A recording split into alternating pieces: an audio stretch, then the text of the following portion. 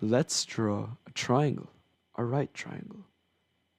A triangle where one of its angles is a 90-degree angle. When we draw a square with the sides of the vertical and horizontal line, and also draw a square with a diagonal line, something magical happens.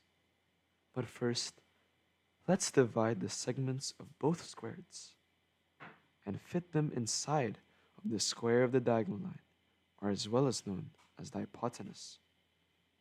When we do so, it turns out that both of the squares can actually fit inside the square of the hypotenuse.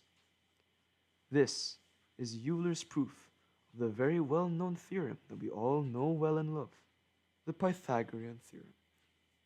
This theorem helps in finding the height and distance of any object perpendicular to your eyesight.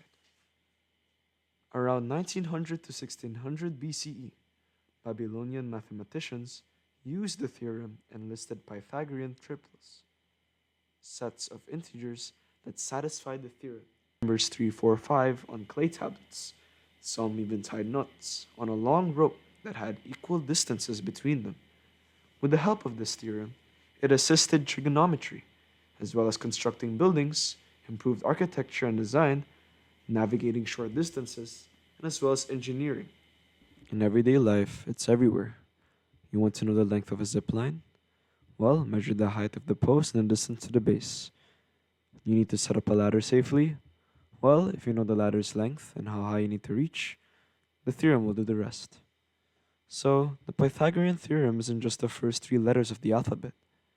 It's about turning a simple shape into solving real-world problems, proving that mathematics is not only an abstract concept, but as well as practical, timeless, and essential.